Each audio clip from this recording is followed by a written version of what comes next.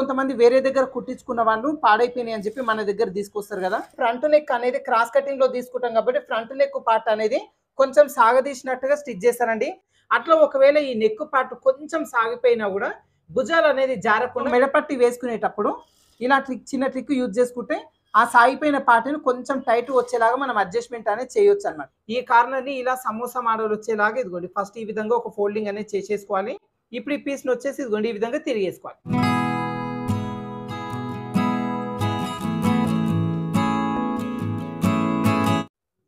Hi friends, welcome to వేద tailors. ఈ రోజు వీడియోలో భుజాలు జారిపోకుండా బ్లౌజ్కి మిడపట్టిని ఏ విధంగా స్టిచ్ చేసుకోవాలి అనేది చూపిస్తానండి. అయితే మనకి ఇక్కడ భుజాలు జారకుండా కటింగ్ చేసుకునేటప్పుడే కొన్ని జాగ్రత్తలు అనేది తీసుకొని కట్ చేసుకోవాలి. ఒకవేళ కటింగ్లో మంచిగా కట్ చేసినా కూడా స్టిచ్చింగ్లో కూడా ఈ నెక్ పార్ట్ అనేది సాగదీయకుండా మనం స్టిచ్చింగ్ అనేది చేసుకోవాలన్నమాట. అప్పుడే ఈ బ్లౌజ్ భుజాలు జారకుండా స్టిఫ్ ఉంటుంది.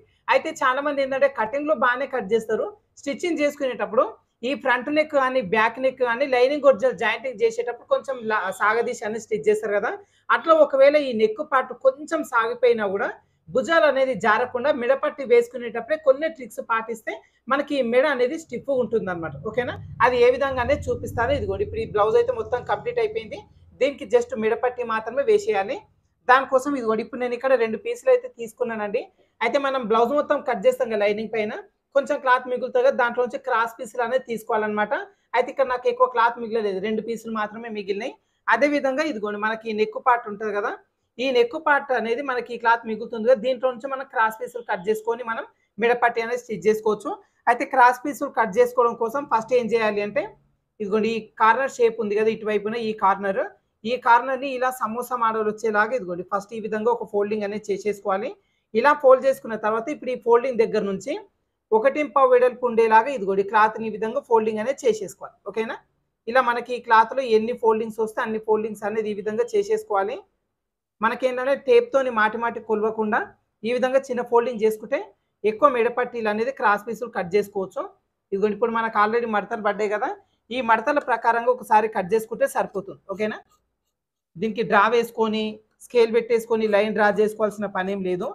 ఇలా చిన్న ట్రిక్కుతోని చిన్న పీస్లో కూడా క్రాస్ పీసులు అనేది మనం కట్ చేసుకోవచ్చు అనమాట. ఇదిగోండి ఇప్పుడు మనకి ఈ పీసులు కట్ చేసుకున్నాం కదా, ఇప్పుడు ఈ పీసులను మనం జాయింటింగ్ చేసేసుకుందాం. ఈ జాయింటింగ్ చేసుకోవడం కోసం ఇదిగోండి ఇప్పుడు ఈ కార్నర్ కట్ అయిపోయింది కదా ఇటువైపున, ఈ పీసులను వచ్చేసి మనకి ఇదిగోండి ఈ విధంగా కరెక్ట్ ఒకదానిపైన ఒకటి పెట్టేసుకొని క్రాస్గా కుట్టు వేసేసుకుంటే మనకి క్రాస్ పీస్ అయినా క్రాస్ కుట్టు అనేది ఈజీగా వచ్చేస్తుంది. అయితే ఇలా మనకి ఇదిగోండి ఇక్కడ సమోసా మోడల్ చిన్న ట్రయాంగిల్ షేప్ ఉంది కదా, దీన్ని మనం ఏ విధంగా స్టిచ్ చేసుకోవాలి అంటే ఫస్ట్ ఇదిగోండి ఈ విధంగా 2 పీసులన్నీ పక్కన వచ్చేలాగా ఇదిగోండి ఈ విధంగా పెట్టేసుకోవాలి. ఇలా పెట్టేసుకొని ఇప్పుడు ఈ పీస్ని వచ్చేసి ఇదిగోండి ఈ విధంగా తిరిగేసుకోవాలి. ఓకేనా, ఇలా తిరిగేసుకొని ఎడ్జెస్ 2 సమానంగా వచ్చేలాగా పెట్టేసుకొని ఇప్పుడు ఇక్కడ నుంచి ఇక్కడ వరకు పావించు ఖర్చు ఉండేలాగా చూసుకొని ఒక కుట్టు వేసేసుకుందాం. ఇదిగోండి ఈ విధంగా కుట్టు వేసేసుకున్న తర్వాత ఈ దారం వరకు కట్ చేసుకుందాం. మనకి ఇదిగోండి ఇప్పుడు పీస్ వచ్చేసి క్రాస్ పీస్ కదా, ఈ క్రాస్ పీస్ పైన మనకి క్రాస్ కుట్టు అనేది వచ్చేస్తుంది అనమాట. ఓకేనా, ఇప్పుడు ఇంకొక పీస్ కూడా అంతే, ఇదిగోండి ఈ పీస్ని ఈ విధంగా పెట్టేసుకోవాలి.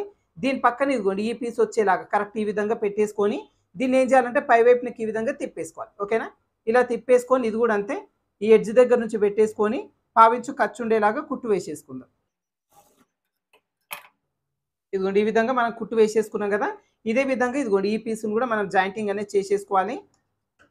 అయితే మనకి ఏంటంటే ఇలా జాయిన్ చేయడం కొత్తగా నేర్చుకునే వాళ్ళకి కొంచెం ఇబ్బంది ఉంటుంది. అందుకోసం నేను మీకు రెగ్యులర్గా వేరే ప్రాసెస్లో చూపిస్తాను కదా. మన క్లాతులు కొంచెం తక్కువ ఉన్నప్పుడు అంటే మొత్తం బ్లౌజ్ కట్ చేసుకోగా క్లాత్ మనకు చాలా తక్కువ మిగిలిపోయింది అనుకోండి, అట్లాంటప్పుడు ఈ విధంగా జాయింటింగ్ చేసుకుంటే క్లాత్ అనేది ఎక్కువ వేస్ట్ అవ్వకుండా ఉంటుందన్నమాట. ఇప్పుడు మనకు క్రాస్ పీసులు అన్నీ కూడా జాయింటింగ్ చేసుకున్నాం కదా, ఇప్పుడు ఇటువైపున మనకు ఈ మిగిలిన ఈ పీస్లను జాయింటింగ్ చేసుకుందాం.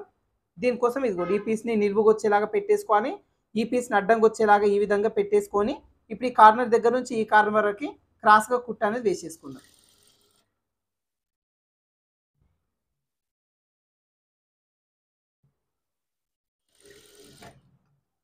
ఇలా కుట్టు వేసేసుకొని ఒక పావించు ఖర్చు కోసం ఉంచేసుకొని ఎక్స్ట్రా ఉన్న ఈ పీస్ వరకు కట్ చేసుకుందాం. మనకి మిడపట్టి కోసం క్రాస్ పీసులు మొత్తం కూడా జాయింట్ అయిపోయి పెద్ద పీస్ లాగా రెడీ అవుతుంది. ఇప్పుడు ఈ పీస్ని మనం బ్లౌజ్కి అటాచ్ చేసేసుకుందాం. ఇదిగోండి ఫస్ట్ మనకి ఇక్కడ కాజపట్టి ఉంది కదా, ఇక్కడ నుంచే స్టార్ట్ చేసుకుందాం. ఇప్పుడు ఈ పీస్లో ఈ ఖర్చులు అన్నీ ఉన్నాయి కదా, ఈ ఖర్చులు పైవైపునకు వచ్చేలాగా ఈ క్లాత్ని ఈ విధంగా పెట్టేసుకోవాలి. ముందు వైపునకి ఫోల్డింగ్ కోసం ఒక హాఫ్ ఇంచ్ అట్లా ముందుకు ఎక్స్ట్రా వదిలేసుకొని ఇక్కడ నుంచి పావించు ఖర్చు ఉండేలాగా చూసుకొని కుట్టు అనేది వేసేసుకుందాం. ఈ కుట్టు వేసుకునేటప్పుడు చూడండి, ఈ బ్లౌజ్లో నెక్ పార్ట్ అనేది ఇదిగోండి ఈ విధంగా రౌండ్ షేప్ ఉంది కదా. చాలా మంది ఏం చేస్తారంటే మిడపట్టి వేసేటప్పుడు ఈ పీస్ ఇంట్లో స్ట్రైట్గా పెట్టేసుకొని కుట్టు అనేది వేస్తారండి. అప్పటికే ఈ బ్లౌజ్ నెక్ పార్ట్ మొత్తం కొంచెం సాగిపోయి ఉంది కదా. అట్లాంటప్పుడు మీరు దీన్ని ఈ విధంగా స్ట్రైట్ వచ్చినట్టు పెట్టారనుకోండి, ఖచ్చితంగా భుజాలు అనేది జారిపోతే నెక్ పార్ట్ కూడా లూజ్ వస్తుంది. అందుకోసం ఈ నెక్ని ఈ రౌండ్ షేప్ వచ్చేలాగా ఇదే విధంగా పెట్టేసుకొని పైన ఉన్న ఈ క్లాత్ని కొంచెం ఇదిగోండి ఈ విధంగా లాగాలి. ఓకేనా, కొద్దిగా లాగినట్టుగా పట్టేసినాము అంటే మొత్తం మిడపట్టి వేసేసరికి ఈ నెక్ పార్ట్ సాగిపోయిన ఆ పార్ట్ కూడా కొంచెం టైట్గా వచ్చేస్తుంది అనమాట.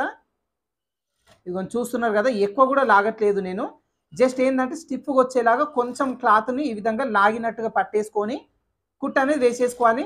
నెక్ పార్ట్ని మాత్రం రౌండ్ షేప్ ఉంటే రౌండ్ షేప్ని సేమ్ యాజ్ ఇట్ ఈస్గా పెట్టేసుకోవాలి. ఓకేనా, చాలామంది ఏంటంటే బ్యాక్ పార్ట్ నెక్ వరకు బాగానే కుడతారు కానీ ఫ్రంట్ పార్ట్ క్రాస్ కటింగ్లో కట్ చేసుకుంటాం కదా. సో ఫ్రంట్ పార్ట్ కొంచెం సాగే గుణం ఉంటుంది కాబట్టి ఫ్రంట్ నెక్ ఎక్కువ మట్టుకు లాగుతూ ఉంటారు లైనింగ్ ఒరిజినల్ జాయింటింగ్ చేసుకునేటప్పుడు. సో అట్లాంటప్పుడు మనకి ఏంటంటే కొద్దిగంత నెక్ పార్ట్ అనేది సాగే ఛాన్స్ ఉంటుంది. సో మెడపట్టి వేసుకునేటప్పుడు ఇలా చిన్న ట్రిక్ యూజ్ చేసుకుంటే ఆ సాగిపోయిన పార్ట్ని కొంచెం టైట్ వచ్చేలాగా మనం అడ్జస్ట్మెంట్ అనేది చేయొచ్చు అనమాట. ఓకేనా, ఇదిగోండి మీరు గమనిస్తున్నారా, ఈ పీస్ని జస్ట్ దీనిపైన వచ్చేలాగా పెట్టేసుకొని కొంచెం ఇదిగోండి ఈ విధంగా లాగాలి. ఓకేనా, ఈ చిన్న చిన్న ట్రిక్స్తోని మనకి బ్లౌజ్ మొత్తం కుట్టిన తర్వాత ఇలా భుజాలు జారిపోకుండా అడ్జస్ట్మెంట్ అనేది చేసుకోవచ్చు అనమాట. చాలామంది నేను చూసినంత వరకు ఏంటంటే కటింగ్లో బాగానే కట్ చేస్తారు, స్టిచ్ చేసిన తర్వాత మిస్టేక్ అనేది అవుతుంది అనమాట. అందుకోసం ఏంటంటే మనకి ఇక్కడ కుట్టేటప్పుడు సాగదీయకుండా లైనింగ్ ఒరిజినల్ జాయింటింగ్ చేసుకోవాలి. ఒకవేళ ఈ ఫ్రంట్ నెక్ అనేది కొంచెం సాగిపోయినట్టుగా అనిపిస్తే ఇప్పుడు నేను చెప్తున్నాను కదా, ఈ ట్రిక్తో మీరు మిడపట్టి అనేది స్టిచ్ చేసుకోండి. ఒకవేళ మీరు పైపింగ్ వేసినా సరే పైపింగ్ క్లాత్ను కూడా కొంచెం లాగినట్టుగా పెట్టేసుకొని అప్పుడు మీరు కుట్టు వేసుకోవడం వల్ల కొంచెం ఏంటంటే ఈ నెక్ పార్ట్ సాగిన పార్ట్ ఏమైనా ఉంటే టైట్ వచ్చేస్తుంది అనమాట.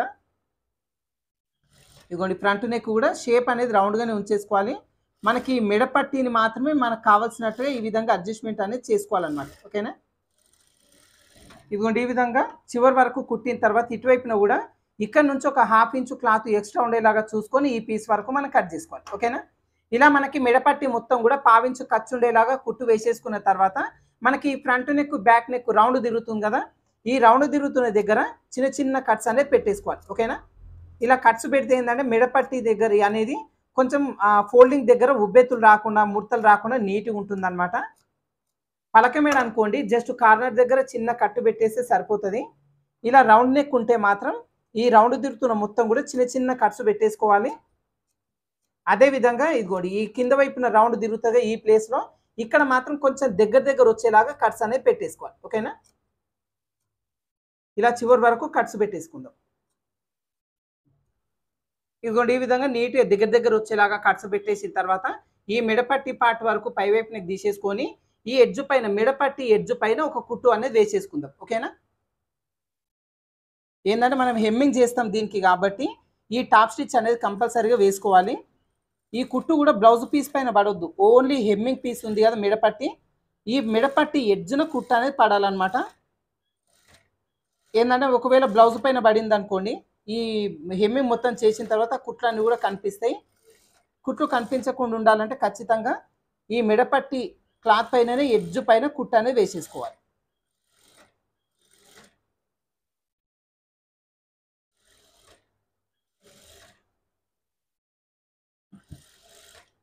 అదేవిధంగా ఒకవేళ బ్లౌజ్ మొత్తం కుట్టిన తర్వాత కస్టమర్కి ఇచ్చిన తర్వాత అప్పుడు వాళ్ళు భుజాలు జారిపోతున్నాయి ఈ బ్లౌజ్ అని చెప్పి కంప్లైంట్ చేస్తారు కదా, అట్లాంటి బ్లౌజ్లను కూడా మనం ఎలా సర్జ్ చేసుకోవాలి అని చెప్పి కూడా మన ఛానల్లో వీడియోస్ ఉన్నాయండి, మీరు కావాలి అనుకుంటే చెక్ చేసుకోవచ్చు.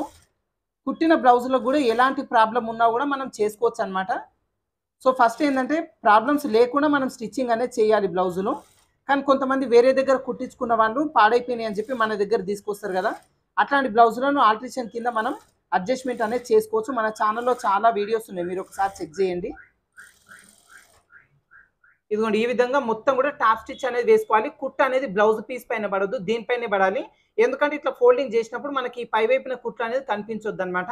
ఇక్కడ వరకు కుట్టు వేసేసుకున్న తర్వాత ఇప్పుడు ఇదిగోండి ఇటువైపున పావించు ఖర్చు ఉంది కదా, ఈ ఖర్చు భాగం మొత్తం కవర్ అయ్యేలాగా ఈ ఎక్స్ట్రా పీస్ని ఈ విధంగా ఫోల్డింగ్ అనేది చేసేసుకోవాలి. ఓకేనా, కరెక్ట్ ఈ విధంగా ఫోల్డింగ్ చేసేసుకొని ఇప్పుడు ఇందాకలా టాప్ స్టిచ్ వేసుకున్నాం కదా, ఇదే టాప్ స్టిచ్ పైన ఇంకొక కుట్టు అనేది వేసేసుకోవాలి. తర్వాత ఇదిగోండి ఈ పీస్ మొత్తాన్ని ఇలా లోపల వైపున ఫోల్డింగ్ చేసేసుకొని ఇక్కడ చేత్తో నీట్గా హెమ్మింగ్ చేసేసుకుంటే సరిపోతుంది. ఓకేనా. ఇప్పుడైతే ఈ ఖర్చు మొత్తం కవర్ అయ్యేలాగా ఈ పీస్ని ఫోల్డింగ్ చేసేసుకొని ఆల్రెడీ కుట్టు వేసినాం కదా, ఇదే కుట్టు పైన ఇంకో కుట్టు వేసేసుకుందాం. అయితే ఇదిగోండి ఇక్కడ కుట్టు వేసుకునేటప్పుడు ఎక్స్ట్రా ఉన్న ఈ పీస్ను కూడా ఇదిగోండి ఈ విధంగా ఫోల్డింగ్ చేసేసుకొని ఇప్పుడు ఇక్కడ నుంచి కుట్టు అనేది వేసేసుకుందాం. డైరెక్ట్ ఆ పీస్ను మొత్తం కూడా లోపల వైపున హెమ్మింగ్ చేసేసుకుంటే సరిపోతుంది.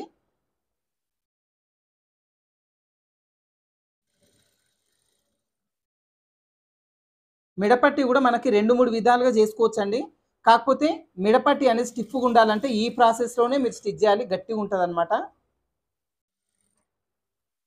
ఇదిగోండి ఇక్కడ ఈ చివరి వరకు కుట్టు వచ్చేసరికి ఇటువైపున కూడా అంతే, మనకు ముందు వైపున ఎక్స్ట్రా ఉంచుకున్నాం కదా, ఈ పీస్ మొత్తాన్ని ఇలా లోపల వైపునకు వచ్చేలాగా ఫోల్డింగ్ చేసేసుకొని ఇప్పుడు ఈ చివరి వరకు కుట్టు అనేది వేసేసుకోవాలి. మనకి హెమ్మింగ్ చేసుకునేటప్పుడు డైరెక్ట్గా ఇదిగోండి ఈ పీస్ మొత్తాన్ని ఇలా ఫోల్డింగ్ చేసేసుకొని లోపల వైపున చేత్తో నీట్గా హెమ్మింగ్ చేసేసుకుంటే పై వైపు నుంచి మనకి ఇదిగోండి ఈ విధంగా నీట్గా వచ్చేస్తుంది అనమాట. ఓకేనా. ఇదిగోండి ఫ్రెండ్స్, మనకు లోపల వైపున మొత్తం హెమ్మింగ్ చేసుకునేసరికి బ్యాక్ నెక్ పార్ట్ వచ్చేసి ఇదిగోండి ఈ విధంగా రెడీ అవుతుంది అనమాట.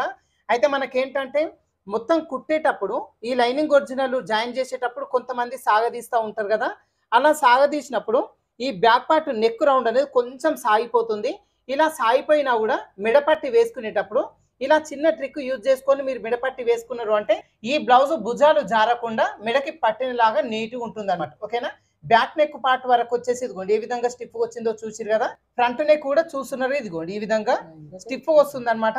అయితే చాలా మంది ఫ్రంట్ నెక్ అనేది క్రాస్ కటింగ్ లో తీసుకుంటాం కాబట్టి ఫ్రంట్ నెక్ పార్ట్ అనేది కొంచెం సాగదీసినట్టుగా స్టిచ్ చేస్తారండి. దీనివల్ల ఏమవుతుందంటే ఫ్రంట్ నెక్ లూజ్ అనేది వచ్చేస్తుంది. అలా ఒకవేళ వచ్చినా కూడా మిడపట్టి వేసుకునేటప్పుడు ఇలా చిన్న ట్రిక్ యూజ్ చేసుకున్నాము అంటే ఈ నెక్ అనేది ఇదిగోండి ఈ విధంగా లూజ్ అనేది రాకుండా స్టిఫ్గా వచ్చేలాగా మనకు రెడీ అవుతుంది అనమాట. మిడపట్టి వేసుకోవడమే కాదండి, మీరు పైపింగ్ వేసుకున్నా కూడా ఇదే ట్రిక్ యూజ్ చేసుకున్న బ్లౌజ్ అనేది భుజాల జారకుండా మెడకి పట్టినలాగా నీట్గా ఉంటుంది అనమాట. ఓకేనా. అయితే మిడపట్టిని స్టిఫ్గా వచ్చేలాగా ఏ విధంగా స్టిచ్ చేసుకోవాలి భుజాలు జారకుండా అనేది చూసిరా ఫ్రెండ్స్. సో ఈ వీడియో మీకు యూజ్ అవుతుందని అనుకుంటున్నాను. వీడియో నచ్చిందంటే లైక్ చేయండి, షేర్ చేయండి. మన ఛానల్ ఇంకా సబ్స్క్రైబ్ చేసుకొని వాళ్ళు ఉంటే మన వేద టైలర్ ఛానల్ని ఖచ్చితంగా సబ్స్క్రైబ్ చేసుకోండి. ఓకేనా. Thank you for watching.